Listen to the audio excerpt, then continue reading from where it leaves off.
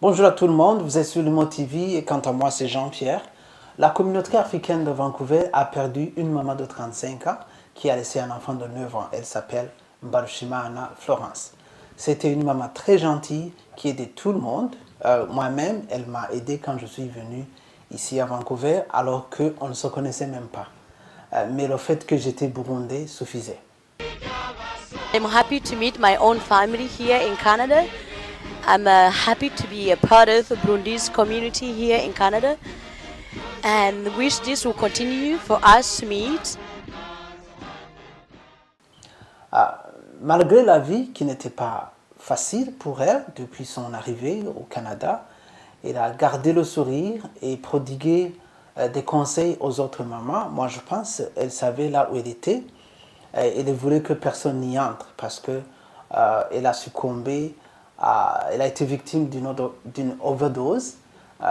Alors, elle savait que c'était très dangereux pour nos enfants et elle essayait de faire une barrière à quiconque qui voulait y entrer.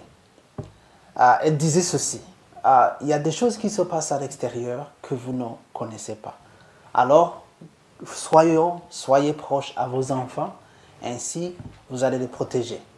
Permettez-moi de vous faire écouter le reportage réalisé par Radio-Canada avec Naomi Mukanda. Merci beaucoup.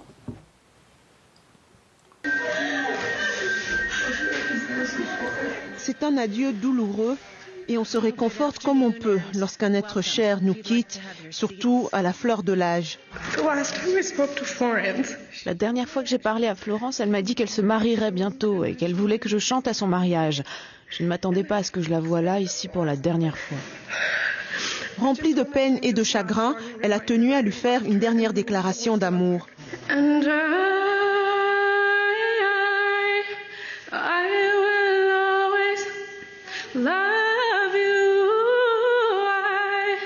will always love you. 35 ans et un parcours de vie tant tumultueux que riche. Orphelin après le génocide rwandais, Florence Mbarushimana et ses 3 frères et sœurs passent par un camp de réfugiés. En 2002, ils arrivent au Canada, mais ils n'y trouvent pas la terre promise comme espéré. Ce qui reste de leur cellule familiale éclate complètement. Since we came to Canada, we've been in a struggle life. Depuis que nous sommes arrivés au Canada, nous vivons une vie de lutte parce que nous étions ensemble et le gouvernement nous a séparés. Ça nous a profondément perturbés. De maison d'accueil en foyer d'accueil, Florence a malgré tout continué à jouer son rôle d'aînée de la famille. Elle était ma sœur, elle était ma mère, elle était tout pour moi. Florence était unique parce que il est connecté avec la communauté. Elle était victime de overdose. La mort de la jeune femme pousse le révérend et les Africains de la région de Vancouver à tirer la sonnette d'alarme. Dans moins de 2 ans, 3 ans, on a enterré plus de 14 personnes. Jeunes, de 16 à 40 ans. Pour Paul Mulangu, c'en est trop. Vraiment, on a une calamité dans notre communauté. Il y a beaucoup de choses qui sont tabous. Est-ce qu'on peut nous aider à faire sortir nos tabous pour vivre à la canadienne? Pour le révérend qui officie souvent lors de ses enterrements, le Canada a une responsabilité dans cette crise qui touche sa communauté. Il souligne les failles dans l'accueil, la transition et l'intégration des immigrants africains. Presque 60% des Africains que nous avons ici sont des pas au gouvernement, à l'assistance sociale. Et aussi, on a les amenés ici. Après 2 ans, on les amène dans la société. Ils ne comprennent pas la société, la culture canadienne, les valeurs canadiennes. L'intégration, vraiment, moi, je peux vous dire que l'intégration, on a échoué l'intégration. Emmanuel, le frère de Florence, craint le pire si les Africains eux-mêmes ne s'épaulent pas davantage.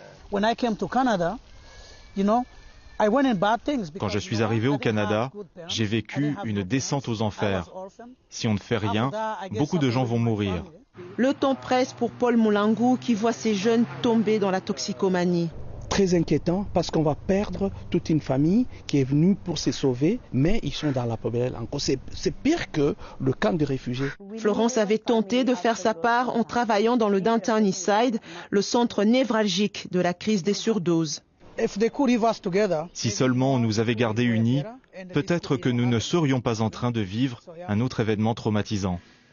We both know I'm not what you need. Ici Noémie Mukanda, Radio-Canada, New Westminster. I will always love you.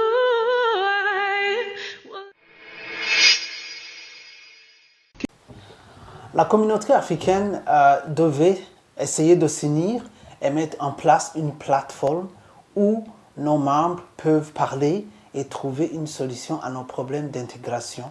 Parce que le problème d'intégration est là et c'est très complexe. Et ça demande de la force, ça demande de l'unité. Quant au gouvernement, les gens pensent que le gouvernement devait commencer à aider avant. Non, le gouvernement viendra après. Quand on sera unis, on aura une seule voix. On aura une seule communauté africaine, même s'il y aura des sous-communautés, pays par pays. Il faut que nous ayons une voix. L'intégration ici est quelque chose de complexe. Moi, je pense qu'ainsi, on va garantir un avenir meilleur à nos enfants. Mais si on reste chacun dans son coin, on verra le pire. Vous étiez sur Limo TV, quant à moi c'est Jean-Pierre, et Florence Barushimana, repose-toi en paix. Merci.